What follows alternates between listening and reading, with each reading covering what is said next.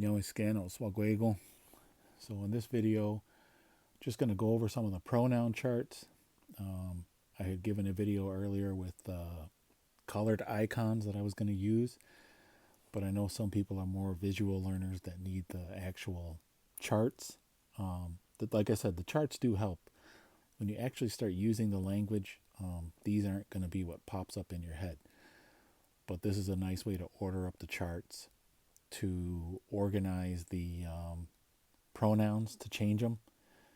So let's see if I can get this going here. Is that what I want? I think that's what I want.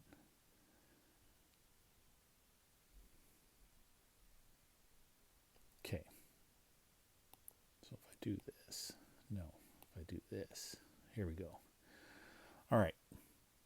So as you can see on this side, we have the agents, and on this side, we have the patients. So the left side is the ones where you're acting on it, and the right side is the one where it is acting on you. You'll come across verbs that are strictly this side, like all the time, and we'll get into that later on when you get into actual verb lessons and usage. But it would do good to familiarize yourself with these. I laid them out. I have a little bit more labels on these with the singles, duals, plurals, me, you, him, and her. So we have different stems. Like I said, you have C stems. This first set is C stem with a resonant vowel. All that means is that the root has a consonant. C is for consonant, starts with a consonant, and then it has a vowel right next to it. There's going to be exceptions to the rules on that, but I gave a couple, I gave a couple here with the consonant followed by a vowel. So in this one we have noits, which we went over in the previous video. Starts with an N, consonant, followed by an O. Underneath that, we have this one here, yende. So yende is just starts with a Y, consonant, followed by a vowel, nasal E. And I gave the translations of what they deal with, so to know or be familiar with. If we go down here, the second one here is regular C stems. So the only difference on this one is the me and the you. Instead of up here where we have a K for K or a G for me and an S, here we have gay and say. Everything else is still the same. And then on this part here, for me, you have uggy instead of up here where you have a ug or uck. All right. So that's the only real differences on those. Everything else is still the same. You can see that there's some letters in parentheses. For the most part, all of them, those come into play later. I want you to know that those letters are there, because when we have to make like a day verb or a partitive verb, like something like de waga danzoni, that's a day verb because it starts with de, day.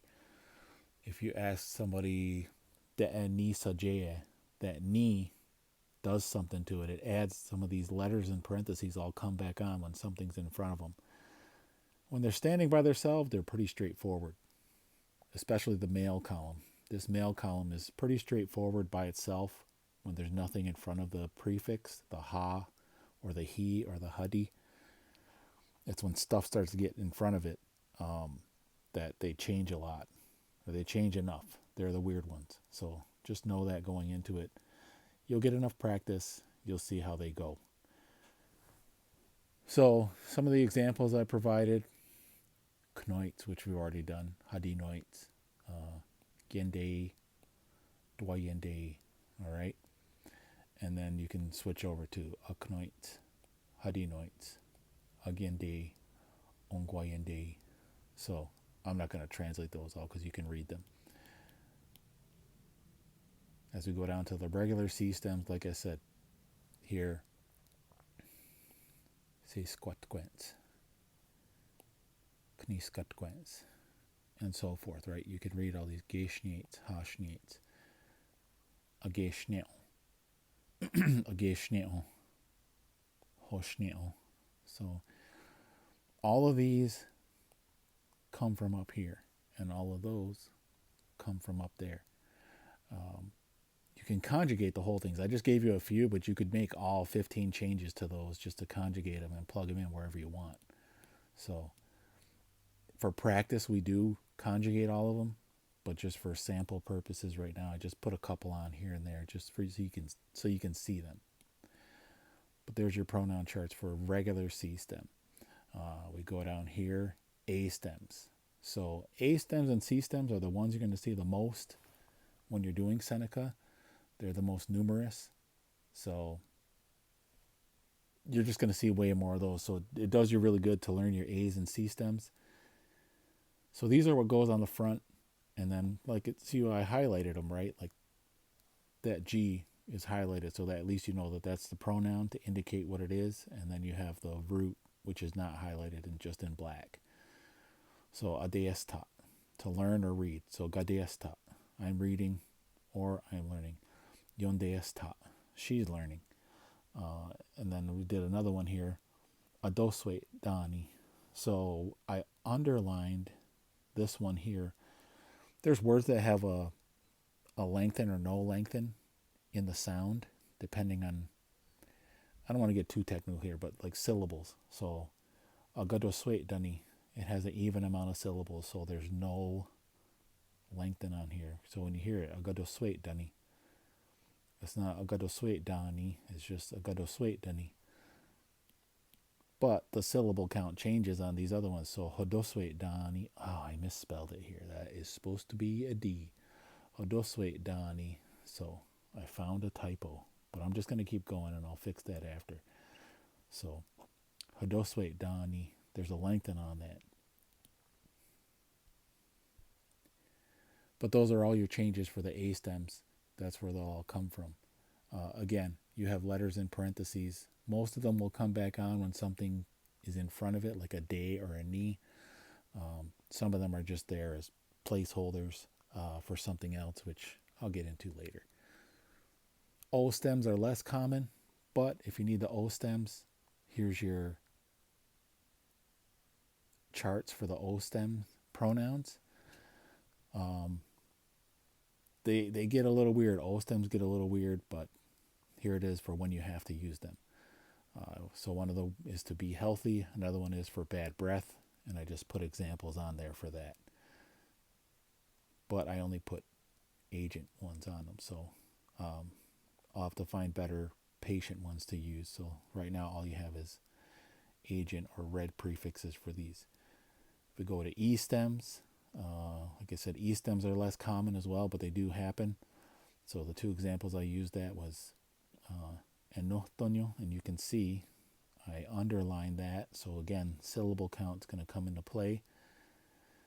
Try not to get too caught up in counting syllables as much as just if you can say them the way they come out. I mean, you can write them out if you want, and that way you know where the lengthen is, and then just learn to say it that way.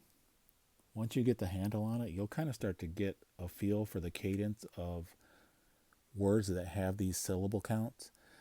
You'll start to be able to tell if they're even or odd just by the way they sound, and you'll start adding your lengthens. There's a whole bunch of stuff that goes into it, but I won't get into that too much right now. But the two examples I used was enotonyo and enoton. So they're kind of based off of the same one there. One is thinking, one is to know a fact. Okay? So there's your E stems. You do have the option, if you go into the Seneca grammar book, which is available on senecalanguage.com, there is a page when you go on there that has the whole pronoun chart as well. So this is what it looks like. And you have this whole left side of all the agent prefixes, and the whole top is all the patient prefixes. Now you got to kind of decipher vowels and C stems, and it has the little key on there. This one has like everything you need because it has all the changes for all the stems, and it also has all the people to people prefixes as you go across. If you go on the left, if I look under I and follow it across, and if I get all the way to you, it has the prefixes for me to you two, me to you, three or more. me to him, me to her, and so forth if you follow it all the way across. So you can find the people to people prefix you're looking for. But this one has everything. It's all right there. You got to kind of know how to read it. You got to work your way up to it. I mean, once you figure this one out, it's pretty good. It just has a lot of the older way of spelling some of the words too. So you have to make that adjustment of what's the older way of spelling some of these things and then contemporary Seneca, which is why I kind of just pull these out individually, so you have that stem right in front of you when you need it. But like I said, that chart does have everything you need. You gotta know how to use it. So if anybody has any questions on these, actually, if you want a copy, just make sure you have a Gmail, because I use Gmail and I load stuff up to my drive. And then if it's on my drive and you have a Gmail, I can just give you permission to download the file. So if you need to reach me, just email me at anundawaga22@gmail.com. So I mispronounced it because that's how it's spelled for my email. But that's the email. So shoot me an email and let me know that you're looking for the info. Like I said, as long as you have a Gmail, if you're doing it from Yahoo or Hotmail or iCloud, whatever you use, I can't necessarily share it from the drive. It only shares, as far as I know, it shares from the drive, Google Drive, a lot easier if you have a Gmail. Otherwise, I could send it as an attachment too. They're not big files at all, so I could send them as attachments as well if you don't have a Gmail and you don't want to make a Gmail. But using Gmail makes it a lot easier. So that's my email. If you have any questions, if you just want a copy, shoot me a message, and anybody who wants to learn, we'll get that over to you. That's it on this one. Daniel.